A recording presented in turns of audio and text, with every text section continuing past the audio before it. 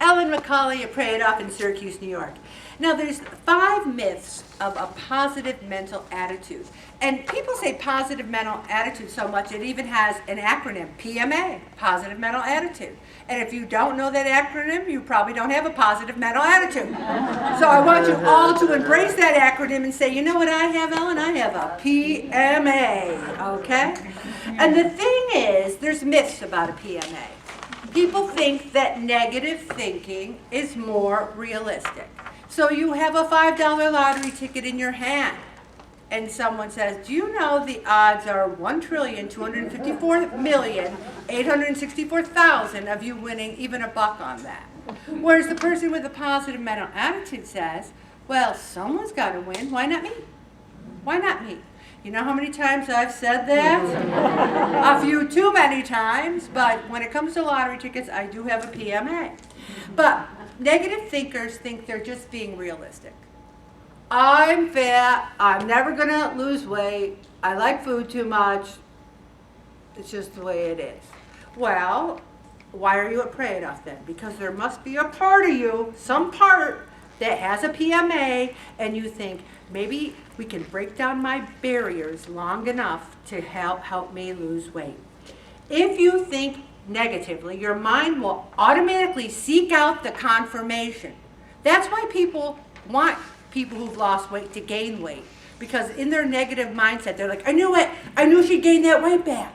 But people with a positive attitude might say, oh, they might have put on a couple of pounds during the pandemic, but I really think they're going to take it off and get right back to where they were. See, that's the different mindset. With a positive mental attitude, you'll seek out the positive choices and expect positive results. Now, here's another myth, that people with PMA expect money bags to fall out of the sky if you wish for them. Now, I very much would really like if money bags fell from the sky. I'd like that a great deal. I don't think that's going to happen. I even think when D.B. Cooper jumped out of that plane all those years ago, there might have been money bags, but no one ever found them. Anyone remember that story? D.B. Cooper? Okay, I'm dating myself. But anyway, we, with a positive mental attitude, accomplish positive things by doing one thing, taking action. Action is everything. You can't wish to lose weight and wake up the next day and get on the scale and be -10. You have to move more and eat healthy and ask God to help you. You can't wish it so. You have to do something about it. And then it says positive thinking doesn't change reality. It actually does. Because when you have positive thinking, you're looking for positive things, you're doing positive things, you're changing your own reality by being positive. If being upset about the past doesn't change you, then why change the past? Why are you being upset about the past? The only thing we can change is right now, right here. A positive mental attitude creates a mindset of abundance, enthusiasm, and solutions.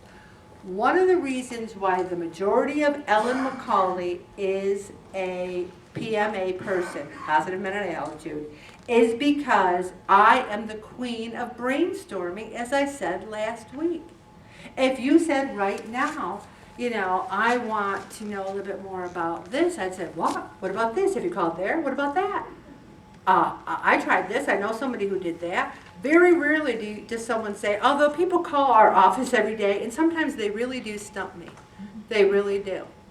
They'll ask me something, and I'll be like, oh, I never thought about that. And then I go to work trying to brainstorm ideas to help the person I never heard of the thing they want. Then you say, positive thinkers have no clue about the real world. Well, we think the real world sucks because we're watching the news every night. And you know what the news is? Bad, bad, bad. They even had to start putting this little 1-minute positive thing at the end because all it was because bad news sells. Bad news is what the negative thinkers of the world want to see. If there was a half-hour show about good news, Would anyone watch it? I might. I think I'd like to watch it. Yeah. I used to love Touched by an Angel. That was the best show on TV. I cried every week.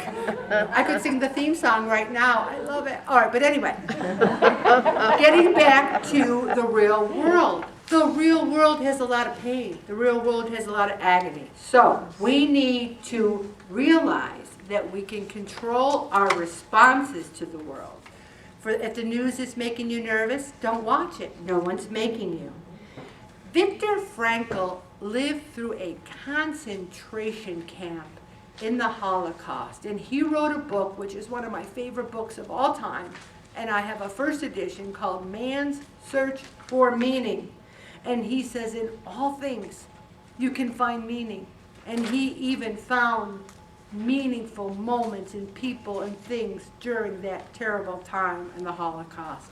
And then it says people with a positive mental attitude are annoying and cheesy. Well, sometimes maybe there are some cheesy positive people, but most of the time they're just nice people who want to help, who want to just not give up the towel. They want to keep trying. Every moment is a gift. Why can't we realize that? That it's time to spend with our family. Time to give people more respect. And we have to realize that life is limited and that we should go after our dreams. And if we're get healthy if we're overweight. And in all things we have to say, is there a gift in this situation? What did I learn from it? What can I do now? I'm going to stop right there, Bobby.